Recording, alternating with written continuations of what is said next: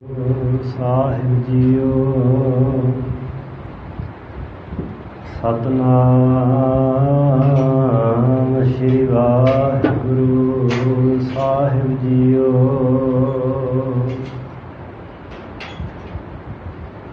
ਸ਼੍ਰੀ ਨਾਨਕ ਪਦ ਪੰਕਜ ਬੰਦਨਾ, ਪਦ ਪੰਕਜ ਬੰਦਨਾ,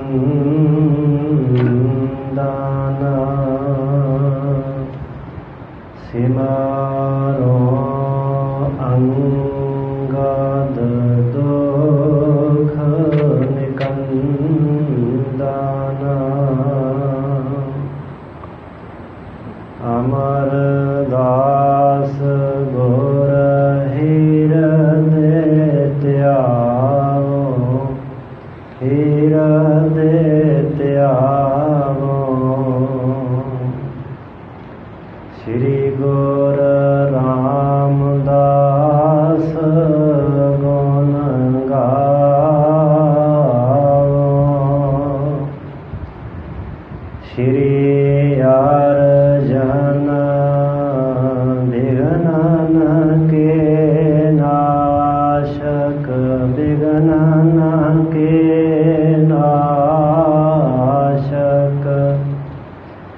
ਸ਼੍ਰੀ ਗੁਰ ਹਰਗੋਬਿੰਦ ਸ਼ੋਭ ਸਮਤ ਪ੍ਰਕਾਸ਼ਕ।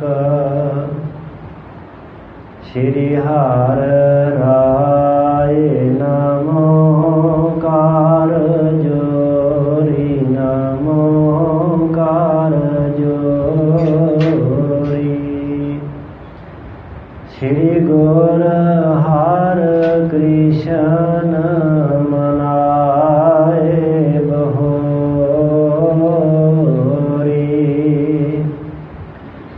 ਸ਼੍ਰੀ ਤੇਗ ਬਹਾਦਰ ਪਰਮ ਕਿਰਪਾਲਾ, ਪਰਮ ਕਿਰਪਾਲਾ। ਸ਼੍ਰੀ ਗੁਰੂ ਗੋਬਿੰਦ ਸਿੰਘ ਵਿਸਾਲਾ,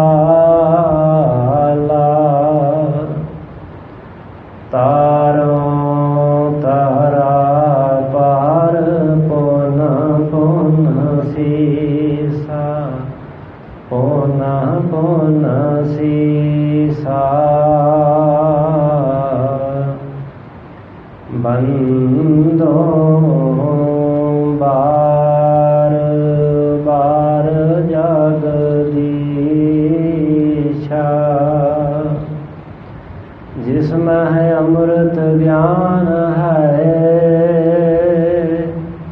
ਮਾਨਕ ਭਗਤ ਵੈਰਾਗ।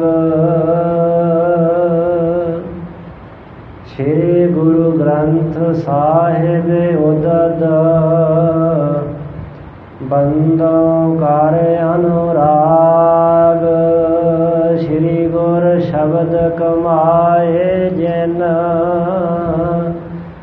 ਜੀਤੇ ਪੰਚ ਵਿਕਾਰ। ਤਿਨ ਸੰਤਨ ਕਉ ਬੰਦਨਾ, ਸਿਰ ਚਰਨਨ ਪਰ ਤਾਰ।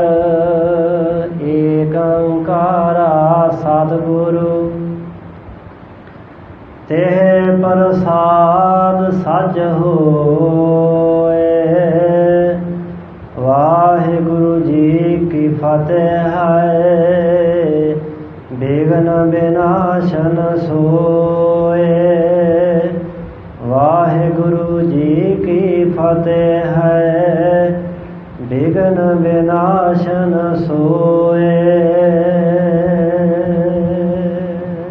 ਸਤਿਨਾਮ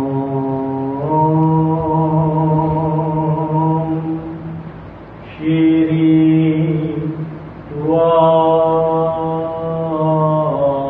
ਵਾਹਿਗੁਰੂ ਜੀ। ਕੀਨ ਆਪਨੇ ਸਦ੍ਰਿਸ਼ ਕੇ ਪਾਲਾ, प्रेम मसाल ते जगह मसाला, कह लग कहो सो बचन विलास। करी बैठ सतगुर संग दास, तीन आपने सदृश कृपाला। वाहिगुरु जी का खालसा, वाहिगुरु जी की फतेह।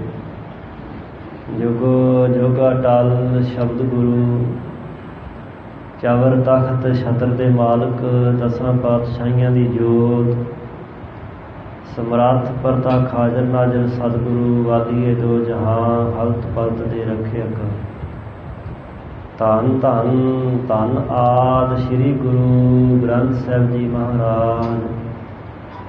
ऐसे दीन दयाल साहिबां दी अपर अपार किरपा रहमत बख्श दा सदका, दशमेश पिता कलगीधर जी पंथ दे वाली अमृत दे दाते सतगुरु जी दे महान पावन मुकद्दस अस्थान तख्त श्री केसगढ़ साहिब जी विखे हाजरियां भर रहे गुरु सवारे गुरु पातशाह जी की साजी नवाजी साध संगत जीओ। धन धन धन श्री गुरु गोबिंद सिंह साहिब जी महाराज। ऐसे दीन दयाल साहिबां दे महान मुबारक स्थान ते लड़ीवार गुरु इतिहास की साहिबां जी के जीवन बिरतांत की जीवन कौतकां की लड़ीवार विचार चल रही है। दूजे पातशाह धन धन धन श्री गुरु अंगद देव साहिब महाराज जी, जिन्हों ने अपने परम प्यारे सेवक साहिब श्री बाबा अमरदास साहिब जी के नाल बहुत भारी प्यार प्रेम ते स्नेह प्रगट करदियां होया हर तरह दीयां बख्शिशां दे नाल निवाजिया है। एक दिन खडूर साहिब नगर तो गोंदवाल साहिब नूं जांदियां साहिब बाबा अमरदास साहिब जी के चरणों के नाल किसी मृतक प्राणी की हड्डी छूह गई, जो नरकां विचों निकल करके बैकुंठ धाम नूं चलिया गया। वेखण वालिਆਂ कौतक वेख्या बड़े हैरान होए, पर साहिब बाबा अमरदास साहिब जी ने इस वल ध्यान नहीं दिता। वो अपनी चाल विच मस्त तुरे गए। अगले दिन जदों गुरु के सिख सजे दीवान विच साहिबां दे दर्शन कर रहे सी, किसी गुरसिख ने धन गुरु अंगद देव पातशाह महाराज जी नूं बेनती करके वो कल वाली घटना सारी जिहड़ी सी सरवण करवाई। तो अपने परम प्यारे सेवक साहिब बाबा अमरदास साहिब जी नूं कोल सद के धन गुरु अंगद देव पातशाह महाराज जी ने जिथे होर बख्शिशां कीतियां, उत्थे नाल जो सुते सिद्ध ही सतगुरु पातशाह जी की बख्शिश करामात समर्था डुल डुल पै रही सी, उसनों गुप्त करके संकोच के वरतन की आग्या भी की कि जेकर इस तरह सिलसिला चलता रहा, गुरु का मकसद जीवन का मनोरथ केवल मुर्दे जीवते करना नहीं, सगों मरिया हुई सुरतां जीवता करना है। मरे हुए मन जीवते करने हैं, जो अकाल पुरख वाहिगुरु परमेश्वर जी के नालों टुट करके संसार की उतराई चढ़ाई दे विच फस करके मनुखा जीवन का मकसद मनोरथ समझे बिना अजिहे कर्म करते हैं जो उन्होंने अधोगति वाले निवाना वाले पासे लिजा करके अखीर दुखों का कलेशां का कारण बनते हैं।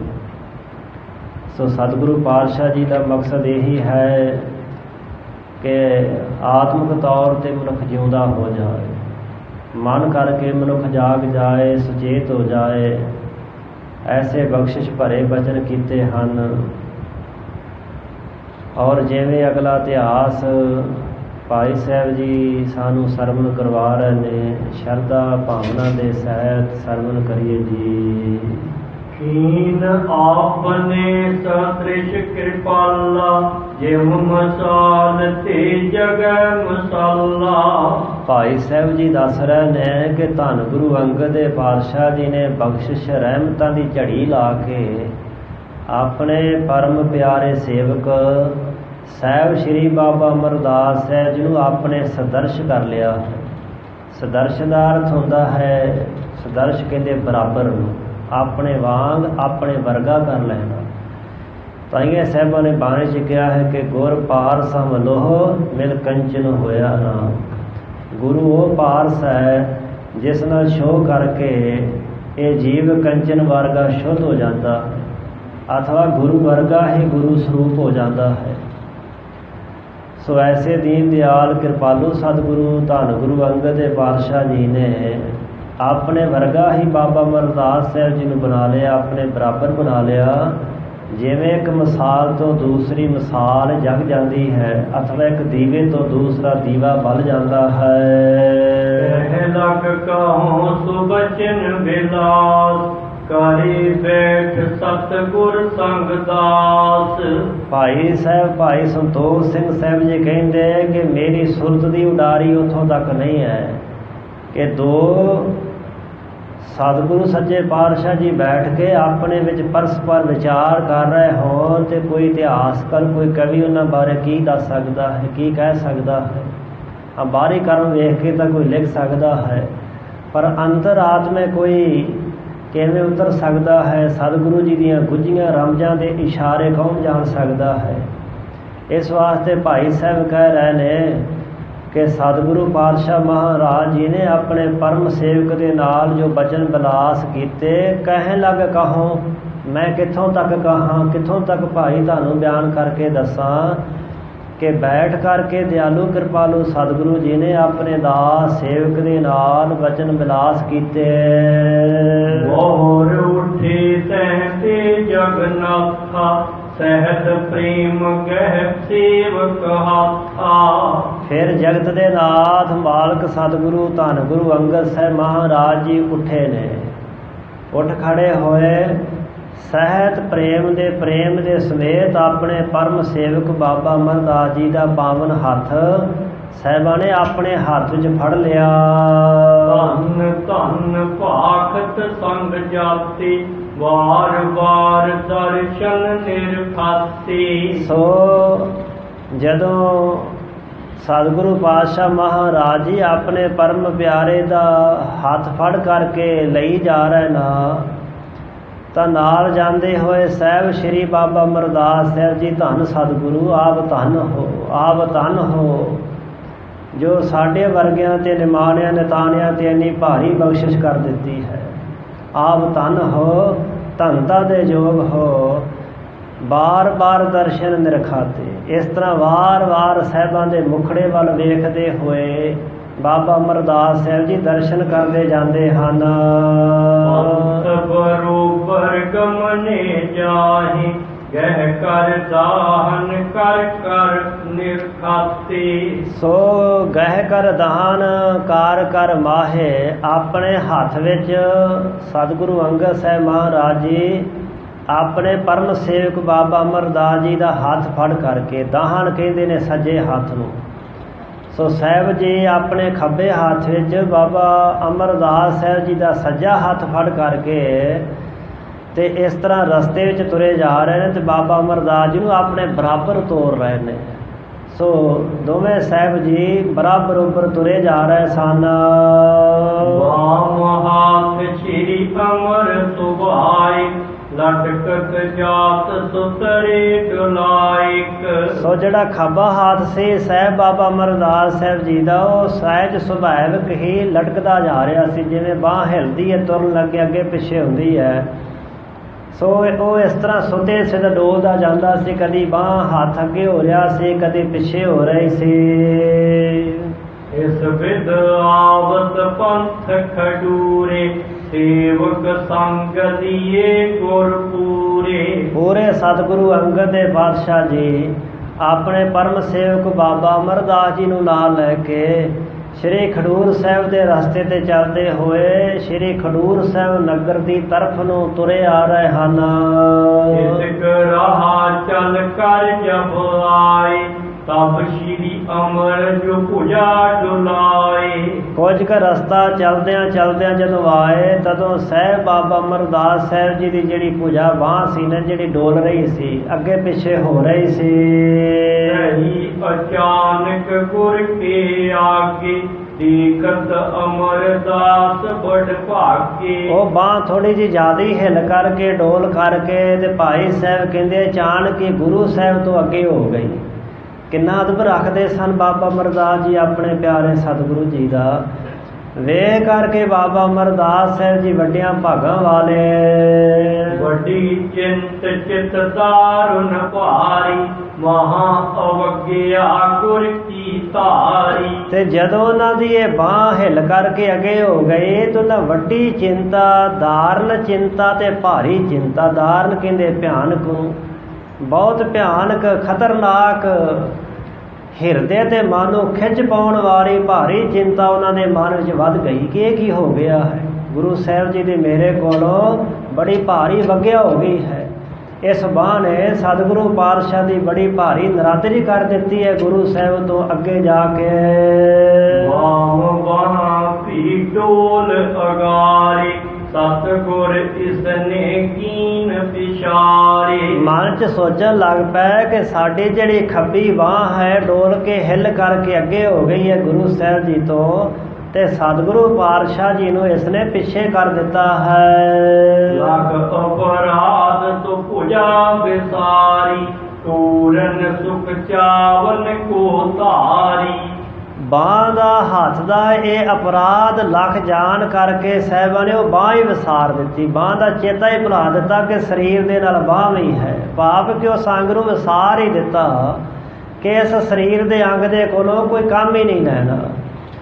ਉਸੇ ਛਿੰਨ ਹੀ ਭਾਈ ਸਾਹਿਬ ਕਹਿੰਦੇ ਨੇ ਕਿ ਛੇਤੀ ਨਾਲ ਜਿਹੜੀ ਉਹ ਬਾਂਹ ਸੀ ਉਹ ਸੁਖ ਚਾਵਨ ਧਾਰੀ, ਉਸ ਨੂੰ ਸਕੋਚ ਲਿਆ, ਸਕੋਚ ਧਾਰਿਆ ਕਿ ਇਸ ਬਾਂਹ ਦੇ ਕੋਲੋਂ ਹੁਣ ਕੋਈ ਵੀ ਕੰਮ ਨਹੀਂ ਲੈਣਾ। ਸ਼ਾਸਤੀ ਸੰਗ ਦਾਏ ਸੋ ਲੀਨ ਇਸ ਛਿਨ ਨੇਮ ਏਵ ਕਰ ਲੀਨਸ। ਉਸ ਬਾਂਹ ਨੂੰ, ਖੱਬੀ ਬਾਂਹ ਨੂੰ ਛਾਤੀ ਦੇ ਨਾਲ ਲਾ ਲਿਆ ਤੇ ਉਸ ਸਮੇਂ ਨੇਮ ਪਰਨ ਕਰ ਲਿਆ, ਮਨ ਵਿੱਚ ਪੱਕਾ ਪਰਨ ਧਾਰ ਲਿਆ। ਅਬ ਇਸ ਕੋ ਆਪਣੀ ਨਹਿ ਜਾਨੋ ਕੀਨੋ ਗੁਰ ਅਪਰਾਧ ਪਛਾਨੋ।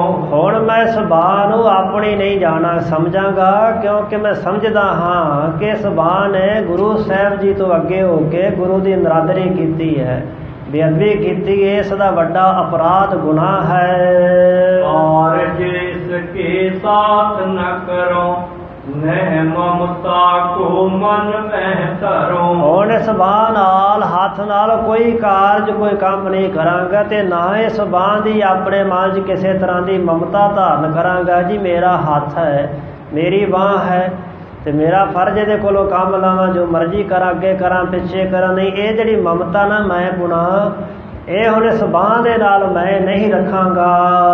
ਜਬ ਲਗ ਮੈਂ ਤਨ ਕੋ ਧਾਰੋ ਇਸ ਕੇ ਸੰਗ ਨ ਕਛੂ ਸੁਧਾਰੋ। ਮਹਿ ਇੱਕ ਮਹਿ ਧਰਤੀ, ਦੂਸਰਾ ਮਹਿ ਵਿੱਚ। ਜਿੰਨਾ ਚਿਰ ਧਰਤੀ ਤੇ ਰਹਾਂਗਾ, ਧਰਤੀ ਵਿੱਚ ਵਿਚਰਾਂਗਾ, ਧਰਤੀ ਤੇ ਜੀਵਨ ਬਤੀਤ ਕਰਾਂਗੇ, ਪਰਨ ਧਾਰਨ ਕਰਦਾ ਹਾਂ, ਕਿਸ ਬਾਂਹ ਦੇ ਕੋਲੋਂ ਕਿਸੇ ਤਰ੍ਹਾਂ ਦਾ ਕੋਈ ਕੰਮ ਹੀ ਨਹੀਂ ਲਵਾਂਗਾ। ਭਾਵ ਇਸ ਬਾਂਹ ਦੇ ਨਾਲ ਕਿਸੇ ਤਰ੍ਹਾਂ ਦੀ ਕੋਈ ਵੀ ਕਿਰਿਆ ਨਹੀਂ ਕਰਾਂਗਾ। ਸ਼ਾਂਤੀ ਸਾਥ ਲਾਏ ਤੋਹਾ ਚਲੇ ਜਾਤ ਸੰਗ ਸ਼੍ਰੀ ਗੁਰਨਾਥ। ਇਸ ਤਰ੍ਹਾਂ ਧੰਨ ਗੁਰੂ ਅੰਗਦ ਦੇ ਪਾਤਸ਼ਾਹ ਮਹਾਰਾਜ ਜੀ ਦੇ ਨਾਲ ਸਾਹਿਬ ਬਾਬਾ ਅਮਰਦਾਸ ਸਾਹਿਬ ਜੀ ਇਹ ਪਰਨ ਕਰਕੇ ਉਹ ਬਾਂਹ ਜਿਹੜੀ ਸੀ ਉਹ ਛਾਤੀ ਨਾਲ ਹੱਥ ਲਾ ਲਿਆ ਤੇ ਮੋੜ ਕਰਕੇ ਛਾਤੀ ਨੂੰ ਨਾਲ ਲਾ ਕਰਕੇ ਚੱਲੇ ਜਾ ਰਹੇ ਹਨ। ਏਕ ਹਾਥ ਦਾਹਨ ਤੇ ਤਬ ਕਿਰਿਆ ਸੁਧਾਰਤ ਭੇ ਤਨ ਸਭ। ਤੇ ਹੁਣ ਇੱਕ ਹੱਥ ਦੇ ਨਾਲ ਹੀ ਜਦੋਂ ਰਸਤੇ ਵਿੱਚ ਕੋਈ ਕਿਰਿਆ ਕਰਦੇ ਹਨ ਤਾਂ ਇੱਕ ਹੱਥ ਦੇ ਨਾਲ ਹੀ ਉਹ ਸਾਰਾ ਕੰਮ ਕਰਦੇ ਹਨ। ਇਹ ਇੱਕ ਤਨ ਆਦਿਕ ਕੀ ਕਾਰੇ ਨਹੀਂ ਬਾਮ ਸੋਂ ਕਬੂ ਸੁਧਾਰੇ। ਸੋ ਸੱਜੇ ਹੱਥ ਦੇ ਨਾਲ ਹੀ ਹੁਣ ਸਾਰਾ ਸਰੀਰ ਦਾ ਜੋ ਕਿਰਿਆ ਕੰਮ ਹੈ ਸੰਭਾਲਦੇ ਨੇ, ਤੇ ਜਿੰਨੇ ਵੀ ਤਨ ਦੇ ਇਤਿਆਦਿਕ ਸਾਰੇ ਕੰਮ ਸਨ ਉਹ ਹੁਣ ਖੱਬੇ ਹੱਥ ਦੇ ਨਾਲ ਕਰਨੇ ਵਿਸਾਰ ਹੀ ਦਿੱਤੇ ਹਨ। ਸ਼੍ਰੀ ਅਮਰ ਕਹਿਓ ਕਸ ਕਰੀ, ਅੰਗ ਅੰਗ ਗੁਰ ਭਗਤੀ ਧਰੀ। ਭਾਈ ਸਾਹਿਬ ਜੀ ਦੱਸ ਰਹੇ ਨੇ ਕਿ ਸਾਹਿਬ ਬਾਬਾ ਅਮਰਦਾਸ ਸਾਹਿਬ ਜੀ ਨੇ ਇਸ ਤਰ੍ਹਾਂ ਕੱਸ ਕਰਕੇ ਬਾਂਹ ਜਿਹੜੀ ਸੀ ਛਾਤੀ ਨਾਲ ਲਾ ਲਈ। ਇਹ ਉਹਨਾਂ ਕਿਉਂ ਕੀਤਾ? ਪ੍ਰਸ਼ਨ ਪੈਦਾ ਹੁੰਦਾ ਹੈ। ਤੇ ਭਾਈ ਸਾਹਿਬ ਜੀ ਨੇ ਦਾ ਜਵਾਬ ਦਿੱਤਾ ਹੈ ਕਿ ਸਾਹਿਬ ਬਾਬਾ ਅਮਰਦਾਸ ਸਾਹਿਬ ਜੀ ਦੇ ਅੰਗ ਅੰਗ ਵਿੱਚ ਗੁਰੂ ਦੀ ਭਗਤੀ ਭਰੀ ਪਈ ਹੈ। ਸਰੀਰ ਦੇ ਰੋਮ ਰੋਮ ਵਿੱਚੋਂ ਸਤਿਗੁਰੂ ਪਾਤਸ਼ਾਹ ਮਹਾਰਾਜ ਜੀ ਦੀ ਭਗਤੀ ਭਾਵਨਾ ਪ੍ਰਗਟ ਹੋ ਰਹੀ ਹੈ। ਸਰੀਰ ਦਾ ਇੱਕ ਰੋਮ ਵੀ ਗੁਰੂ ਪਾਤਸ਼ਾਹ ਦੇ ਹੁਕਮ ਤੋਂ ਬਿਨਾਂ ਇੱਧਰ ਉੱਧਰ ਹੋ ਜਾਵੇ, ਇਹ ਬਾਬਾ ਅਮਰਦਾਸ ਜੀ ਨੂੰ ਮਨਜ਼ੂਰ ਨਹੀਂ ਹੈ। ਤੇ ਹੱਥ ਦੀ ਕੀ ਹਿੰਮਤ ਪਈ ਕਿ ਹੱਥ ਬਾਂਹ ਹਿੱਲ ਕੇ ਅੱਗੇ ਹੋ ਜਾਏ ਗੁਰੂ ਨਾਲੋਂ। ਸੋ ਇਸ ਵਾਸਤੇ ਉਹਨਾਂ ਨੇ ਬਾਂਹ ਨੂੰ ਕੱਸ ਕੇ ਆਪਣੇ ਛਾਤੀ ਦੇ ਨਾਲ ਹਿੱਕ ਦੇ ਨਾਲ ਲਾਇਆ ਹੈ। ਅੰਗ ਅੰਗ ਸਰੀਰ ਦੇ ਹਰੇਕ ਅੰਗ ਵਿੱਚ ਗੁਰੂ ਦੀ ਭਗਤੀ ਭਾਵਨਾ ਤੇ ਸ਼ਰਧਾ ਭਰੀ ਹੋਈ ਹੈ। ਇਸ ਵਿਦ ਅਪਰਜ ਕੋ ਨਰ ਕਰੀ, ਭੁਗਤ ਮੁਕਤ ਲਹਿ ਭਵ ਜਲ ਤਰੀ। ਭਾਈ ਸਾਹਿਬ ਕਹਿ ਰਹੇ ਨੇ ਗਿਆਨੀ ਸੰਤੋਖ ਸਿੰਘ ਜੀ ਮਹਾਕਵੀ ਜਨ ਕਿ ਇਸ ਤਰ੍ਹਾਂ ਜਿਹੜਾ ਵੀ ਕੋਈ ਮਨੁੱਖ ਕਰੇਗਾ ਨਾ, ਐਸੀ ਭਾਵਨਾ ਆਸਥਾ ਸ਼ਰਧਾ ਸਤਿਗੁਰੂ ਤੇ ਰੱਖੇਗਾ, ਉਹ ਕਿਉਂ ਨਹੀਂ ਭੁਗਤ ਤੇ ਮੁਕਤ ਦੇ ਸਾਰੇ ਪਦਾਰਥ ਲਵੇਗਾ। ਉਹਨੂੰ ਸੰਸਾਰ ਦੇ ਭੋਗ ਪਦਾਰਥ ਤੇ ਮੁਕਤੀ ਪ੍ਰਾਪਤ ਹੋ ਕੇ ਭਵਜਲ ਤਰੇ ਸੰਸਾਰ ਸਾਗਰ ਭਵਜ ਤੋਂ ਤਰ ਜਾਵੇਗਾ। ਸ੍ਰੀ ਅੰਗਦ ਅਵਲੋਕ ਪ੍ਰਸੰਨੇ, ਕਰ ਸੋ ਛਡਾਇਓ ਕਹਿ ਧਨ ਧੰਨੀ। ਇਸ ਤਰ੍ਹਾਂ ਧੰਨ ਗੁਰੂ ਅੰਗਦ ਦੇ ਪਾਤਸ਼ਾਹ ਮਹਾਰਾਜ ਜੀ ਆਪਣੇ ਪਰਮ ਪਿਆਰੇ ਸੇਵਕ ਦੀ ਭਾਵਨਾ ਵੇਖ ਕਰਕੇ ਸ਼ਰਧਾ ਵੇਖ ਕਰਕੇ ਵੇਖਦੇ ਸਨ ਕਿ ਪਖੰਡ ਕੋਈ ਨਹੀਂ। ਇਹ ਨਹੀਂ ਕਿ ਪਖੰਡ ਕਰਕੇ ਹੱਥ ਛਾਤੀ ਨੂੰ ਲਾ ਲਿਆ ਹੈ, ਕਿਉਂਕਿ ਬਹੁਤਾਤ ਬਾਹਰੀ ਤੌਰ 'ਤੇ ਮਨੁੱਖ ਪਖੰਡ ਕਰਦਾ ਦੂਸਰੇ ਨੂੰ ਭਰਮਾਉਣ ਵਾਸਤੇ, ਵਿਖਾਉਣ ਵਾਸਤੇ, ਜਨਾਉਣ ਵਾਸਤੇ ਕਿ ਮੇਰੇ ਹਿਰਦੇ ਵਿੱਚ ਸ਼ਰਧਾ ਭਾਵਨਾ ਹੈ। ਅੰਦਰ ਉਹ ਨਹੀਂ ਹੁੰਦਾ ਜੋ ਬਾਹਰੋਂ ਵਿਖਾਈ ਦਿੰਦਾ ਹੈ। ਪਰ ਬਾਬਾ ਅਮਰਦਾਸ ਸਾਹਿਬ ਜੀ ਦੀ ਅੰਦਰ ਭਾਵਨਾ ਸੀ, ਸ਼ਰਧਾ ਸੀ। ਸਾਹਿਬ ਗੁਰੂ ਅੰਗਦ ਦੇ ਪਾਤਸ਼ਾਹ ਜੀ ਜਾਣਦੇ ਸਨ ਕਿ ਇਹਨਾਂ ਦੇ ਹਿਰਦੇ ਵਿੱਚ ਕਿੰਨਾ ਵਿਸ਼ਵਾਸ, ਭਰੋਸਾ, ਸਿਦਕ ਭਾਵਨਾ, ਅਕੀਦਾ, ਦ੍ਰਿੜ ਨਿਸ਼ਚਾ ਹੈ। ਇਸ ਲਈ ਧੰਨ ਗੁਰੂ ਅੰਗਦ ਸਾਹਿਬ ਮਹਾਰਾਜ ਜੀ ਨੇ ਜਦੋਂ ਤੱਕਿਆ ਕਿ ਸਾਡੇ ਸੇਵਕ ਨੇ ਆਪਣੀ ਬਾਂਹ ਛਾਤੀ ਨਾਲ ਲਾਈ ਹੈ ਤੇ ਇਹਦੇ ਕੋਲੋਂ ਕੰਮ ਹੀ ਕੋਈ ਨਹੀਂ ਕਰਵਾ ਰਹੇ, ਇੱਥੋਂ ਤੱਕ ਇਤਿਹਾਸਕਾਰਾਂ ਲਿਖਿਆ ਬਾਂਹ ਸੁੱਕਣ ਲੱਗ ਪਈ ਸੀ। ਸਰੀਰ ਦਾ ਅੰਗ ਜਿਹੜਾ ਨਾ ਹਿਲਾਇਆ ਜਾਏ ਉਹਦੇ 'ਚ ਸੋਕਾ ਪੈਣਾ ਸ਼ੁਰੂ ਹੋ ਜਾਂਦਾ, ਖੂਨ ਦਾ ਸਰਕਲ ਰੁਕਣ ਕਰਕੇ ਉਹ ਸਹਿਜੇ ਸਹਿਜੇ ਉਹ ਅੰਗ ਜਿਹੜਾ ਖਤਮ ਹੋਣਾ ਸ਼ੁਰੂ ਹੋ ਜਾਂਦਾ। ਧੰਨ ਗੁਰੂ ਅੰਗਦ ਦੇ ਪਾਤਸ਼ਾਹ ਜੀ ਨੇ ਤੱਕਿਆ ਕਿ ਸਾਡੇ ਸੇਵਕ ਨੇ ਇਸ ਤਰ੍ਹਾਂ ਆਪਣੀ ਬਾਂਹ ਨੂੰ ਸਜ਼ਾ ਦੇਣੀ ਸ਼ੁਰੂ ਕੀਤੀ ਹੈ। ਤੇ ਉਹ ਸਾਹਿਬ ਜੀ ਕਿਰਪਾ ਦੇ ਘਰ ਵਿੱਚ ਆਏ ਤੇ ਜਿਹੜਾ ਕਰ ਬਾਂਹ ਜਿਹੜੀ ਹੱਥ ਛਾਤੀ ਨਾਲ ਲਾਇਆ ਹੋਇਆ ਸੀ ਉਹ ਛੁਡਵਾ ਦਿੱਤਾ। ਕਹਿਣ ਲੱਗੇ ਪੁਰਖਾ ਇਹ ਇਸ ਤਰ੍ਹਾਂ ਨਹੀਂ ਕਰਨਾ, ਇਸ ਤੋਂ ਸੇਵਾ ਕਰਾਉਣੀ ਹੈ, ਇਸ ਬਾਂਹ ਨੂੰ ਸਫਲਾ ਕਰਨਾ ਹੈ। ਇਸ ਤਰ੍ਹਾਂ ਕਹਿ ਕੇ ਧੰਨ ਧੰਨੇ ਆਪਣੇ ਸੇਵਕ ਦੇ ਤਾਈਂ ਕਹਿਣ ਲੱਗੇ ਧੰਨ ਹੋ ਤੁਸੀਂ, ਤੁਹਾਨੂੰ ਤੁਹਾਡਾ ਭਰੋਸਾ, ਧੰਨ ਤੁਹਾਡੀ ਕਮਾਈ, ਧੰਨ ਤੁਹਾਡਾ ਸਿਦਕ। ਇਹ ਗੁਰੂ ਅੰਗਦ ਦੇ ਪਾਤਸ਼ਾਹ ਦੇ ਮੁਖ ਤੋਂ ਬਚਨ ਆਪਣੇ ਪਰਮ ਸੇਵਕ ਬਾਬਾ ਅਮਰਦਾਸ ਸਾਹਿਬ ਜੀ ਦੇ ਪ੍ਰਤੀ ਨਿਕਲੇ। ਔਰ ਮੈਂ ਜਾਤੇ ਕਰਤ ਵਿਚਾਰਾ, ਇਹ ਦੇਵੈ ਉਪਦੇਸ਼ ਉਦਾਰਾ। ਧੰਨ ਗੁਰੂ ਅੰਗਦ ਦੇ ਪਾਤਸ਼ਾਹ ਮਹਾਰਾਜ ਜੀ ਜਾਂਦੇ ਹੋਏ ਔਰ ਹਿਰਦੇ ਵਿੱਚ ਵਿਚਾਰ ਕਰਦੇ ਜਾਂਦੇ ਨੇ। ਕੀ ਵਿਚਾਰ ਕਰਦੇ ਨੇ ਕਿ ਇਹ ਸਾਡਾ ਪਰਮ ਸੇਵਕ ਜਿਹੜਾ ਨਾ ਉਪਦੇਸ਼ ਦੇਵੇਗਾ, ਉਹ ਉਪਦੇਸ਼ ਜਿਹੜਾ ਉਦਾਰਾ ਉਪਦੇਸ਼ ਹੈ, ਜਿਹੜਾ ਸੰਸਾਰ ਮਨੁੱਖਤਾ ਤੇ ਮਾਨਵਤਾ ਭਲਾ ਕਰਨ ਵਾਲਾ ਉਪਦੇਸ਼ ਹੈ। ਇਹ ਉਦਾਰ ਸਖੀ ਹੋ ਕੇ, ਦਾਤੇ ਹੋ ਕਰਕੇ, ਦਾਨੀ ਹੋ ਕਰਕੇ ਮਨੁੱਖਤਾ ਨੂੰ ਉਪਦੇਸ਼ ਦੇਣਾ ਕਰੇਗਾ। ਭਗਤੀ ਭਗਤ ਕਰੇ ਨਰ ਵਿੱਚ ਸਤ ਸੰਗਤ। ਤੇ ਇਸ ਤਰ੍ਹਾਂ ਇਹਨਾਂ ਦੇ ਉਪਦੇਸ਼ ਦੇ ਦੁਆਰਾ ਜਿਹੜੇ ਜੀਵ ਨੇ ਉਹ ਸਾਧ ਸੰਗਤ ਜੁੜ ਕੇ ਭਗਤੀ ਕਰਿਆ ਕਰਨਗੇ। ਸੋ ਐਸਾ ਖਿਆਲ, ਐਸਾ ਵਿਚਾਰ ਸਹਿਬ ਮਨ 'ਚ ਕਰਦੇ ਜਾਂਦੇ ਹਨ। ਭਗਤ ਕਰੈ ਨਰ ਵਿੱਚ ਸਤ ਸੰਗਤ, ਸਤ ਨਾਮ ਸੰਗ ਹੋਵੈ ਰੰਗਤ। ਜਦੋਂ ਗੁਰਸਿੱਖ ਪਿਆਰੇ ਸੰਗਤ 'ਚ ਆ ਕੇ ਗੁਰੂ ਦੱਸੇ ਉਪਦੇਸ਼ ਸਿੱਖਿਆ ਤੇ ਦੀਖਿਆ ਦੁਆਰਾ ਭਗਤੀ ਕਰਨਗੇ, ਉਹਨਾਂ ਨੂੰ ਸਤ ਸੰਗਤ ਦੁਆਰਾ ਨਾਮ ਦਾ ਰੰਗ ਚੜ ਜਾਏਗਾ। ਸਤ ਨਾਮ ਸੰਗ ਹੋਵੇ ਰੰਗਤ, ਸੱਚੇ ਨਾਮ ਵਾਹਿਗੁਰੂ ਜੀ ਦੇ ਪਿਆਰ ਦੇ ਨਾਲ ਉਹਨਾਂ ਦਾ ਮਨ ਰੰਗਿਆ ਜਾਏਗਾ। ਇਸ ਤੇ ਹੋਏ ਉਧਾਰ ਹਜ਼ਾਰੋ, ਸਿੱਖੀ ਮਾਰਗ ਕੋ ਵਿਸਤਾਰੋ। ਇਹਨਾਂ ਦੀ ਸੰਗਤ ਦੁਆਰਾ ਉਪਦੇਸ਼ ਦੁਆਰਾ ਹਜ਼ਾਰਾਂ ਹੀ ਜੀਵਾਂ ਦਾ ਉਧਾਰ ਹੋ ਜਾਏਗਾ। ਇਹ ਸਿੱਖੀ ਦਾ ਮਾਰਗ ਰਸਤਾ ਜਿਹੜਾ ਉਹ ਬਹੁਤ ਭਾਰੀ ਵਿਸਤਾਰੋ ਫੈਲਾਉਣਾ ਕਰਨਗੇ। ਸਿੱਖੀ ਨੂੰ ਥਾਵਾਂ ਥਾਵਾਂ ਤੇ ਉੱਪਰ ਫੈਲਾ ਕਰਕੇ ਗੁਰੂ ਨਾਨਕ ਦੇ ਪਾਤਸ਼ਾਹ ਜੀ ਦੇ ਮੱਤ ਦਾ ਪ੍ਰਚਾਰ ਪ੍ਰਸਾਰ ਕਰਨਗੇ। ਪਹੁੰਚੀ ਜਾਏ ਖਡੂਰ ਮਝਾਰੂ, ਬੈਠੀ ਬੋਰ ਸਿੰਘਾਸਨ ਚਾਰੂ। ਇਸ ਤਰ੍ਹਾਂ ਚਲਦੇ ਚਲਦੇ ਸਤਿਗੁਰੂ ਸੱਚੇ ਪਾਤਸ਼ਾਹ ਜੀ ਧੰਨ ਗੁਰੂ ਅੰਗਦ ਸਾਹਿਬ ਮਹਾਰਾਜ ਖਡੂਰ ਸਾਹਿਬ ਨਗਰ ਵਿੱਚ ਪਹੁੰਚ ਗਏ।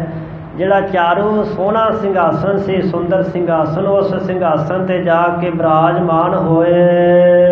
ਸ਼੍ਰੀ ਅਮਰ ਹੀਰ ਹਰ ਖਾਈ, ਬਾਕ ਬਿਲਾਸਨ ਦਿਵਸ ਬਿਤਾਈ। ਢਿੱਗ ਕਹੀਏ ਨੇੜੇ ਆਪਣੇ ਪਾਸ ਕੋਲ ਸਾਹਿਬ ਸ਼੍ਰੀ ਬਾਬਾ ਅਮਰਦਾਸ ਸਾਹਿਬ ਜੀ ਨੂੰ ਵੇਖ ਕਰਕੇ ਸਾਹਿਬ ਬੜੇ ਖੁਸ਼ ਹੁੰਦੇ ਨੇ ਕਿ ਬੜੀ ਆਗਿਆ ਮੰਨ ਕਰਕੇ ਸੇਵਾ ਕਰਨ ਵਾਲਾ ਇਹ ਪਰਮ ਸੇਵਕ ਹੈ ਜੋ ਕਦੀ ਹੁਕਮ ਅਦੂਲੀ ਨਹੀਂ ਕਰਦੇ। ਤੇ ਆਪਣੇ ਐਸੇ ਪਰਮ ਪਿਆਰੇ ਸੇਵਕ ਦੇ ਨਾਲ ਬਾਗ ਬਿਲਾਸ ਕਰਦੇ, ਦਿਨ ਬਤੀਤ ਕਰਦੇ, ਸਮਾਂ ਸਫਲਾ ਕਰਦੇ ਨੇ। ਇਸੇ ਤਰ੍ਹਾਂ ਸਾਹਿਬ ਸ਼੍ਰੀ ਬਾਬਾ ਅਮਰਦਾਸ ਸਾਹਿਬ ਜੀ ਸਤਿਗੁਰੂ ਜੀ ਦਾ ਦਰਸ਼ਨ ਵੇਖ ਕੇ ਹਰ ਖਾਏ ਖੁਸ਼ ਪ੍ਰਸੰਨ ਹੁੰਦੇ ਨੇ ਤੇ ਮਨ ਦੀ ਜੋ ਭਾਵਨਾ, ਜੋ ਸੰਕਲਪ, ਜੋ ਵਿਕਲਪ, ਜੋ ਫੁਰਨਾ ਹੈ ਆਪਣੇ ਪੂਰਨ ਸਤਿਗੁਰੂ ਸਾਹਿਬ ਜੀ ਦੇ ਸਮਕਸ਼ ਰੱਖ ਕਰਕੇ ਉਸ ਦਾ ਸਮਾਧਾਨ ਕਰਦੇ ਹੋਏ ਆਤਮਿਕ ਮੰਡਲਾਂ ਦੇ ਵਿੱਚ ਵਿਚਰਦੇ ਹੋਏ ਸਮਾਂ ਸਫਲ ਕਰਦੇ ਹਨ। ਸੰਧਿਆ ਸਮੈ ਜਪੈ ਨੀਰਾਨਾ, ਕਹਿਓ ਜਾਓ ਪੁਰਖਾ ਨਿਜ ਥਾਨਾ। ਹੁਣ ਜਦੋਂ ਸੰਧਿਆ ਦਾ ਸਮਾਂ ਨੀਰਾਨਾ ਨੇੜੇ ਆਇਆ, ਸ਼ਾਮਾਂ ਪੈ ਚੱਲੀਆਂ। ਸੰਧਿਆ ਦੋ ਸਮੇਂ ਦੀ ਮੰਨੀ ਹੈ ਗੁਰਮਤਿ ਦੇ ਵਿੱਚ, ਸ਼ਾਮਾਂ ਦੀ ਔਰ ਅੰਮ੍ਰਿਤ ਵੇਲੇ ਦੀ। ਸੰਧ ਤੋਂ ਭਾਵ ਹੁੰਦਾ ਸੰਧੀ ਜਦੋਂ ਦੋ ਵਕਤਾਂ ਦਾ ਮਿਲਾਪ ਹੋਵੇ, ਰਾਤ ਦਿਨ ਦਾ, ਦਿਨ ਤੇ ਰਾਤ ਦਾ। ਹਿੰਦੂ ਮੱਤ ਦੇ ਵਿੱਚ ਤਿੰਨ ਤਰ੍ਹਾਂ ਦੀ ਸੰਧਿਆ ਮੰਨੀ, ਉਹ ਦੁਪਹਿਰੇ 12 ਵਜੇ ਵੀ ਸੰਧਿਆ ਮੰਨਦੇ ਹਨ। ਸੋ ਸੰਧਿਆ ਸ਼ਾਮਾਂ ਦਾ ਸਮਾਂ ਇੱਥੇ ਹੈ। ਇੱਕ ਅੰਮ੍ਰਿਤ ਵੇਲੇ ਦੀ ਸੰਧਿਆ, ਇੱਕ ਸ਼ਾਮਾਂ ਦੇ ਵਕਤ ਦੀ ਸੰਧਿਆ। ਸੋ ਦੋ ਸਮੇਂ ਜਦੋਂ ਆਪਸ 'ਚ ਮਿਲਦੇ ਉਹਨੂੰ ਕਹਿੰਦੇ ਨੇ ਸੰਧਿਆ। ਜਦੋਂ ਸ਼ਾਮਾਂ ਦਾ ਵਕਤ ਹੋਇਆ, ਸੰਧਿਆ ਦਾ ਸਮਾਂ ਨੇੜੇ ਆਇਆ, ਸਾਹਿਬਾਂ ਵੇਖਿਆ ਤੇ ਬਚਨ ਕੀਤਾ, ਜਾਓ ਪੁਰਖਾ ਨਿਜ ਥਾਨਾ। ਹੇ ਪੁਰਖੋ, ਜਾਓ ਤੁਸੀਂ ਆਪਣੇ ਸਥਾਨ ਗੋਂਦਵਾਲ ਸਾਹਿਬ ਵਿਖੇ ਚਲੇ ਜਾਓ। ਆਏ ਸਪਾਏ ਚਲੇ ਤਿਸ ਭਾਂਤੀ, ਗੁਰ ਦਿਸ਼ ਮੁਖ ਕਮਨੈ ਪਛਤਾਤੀ।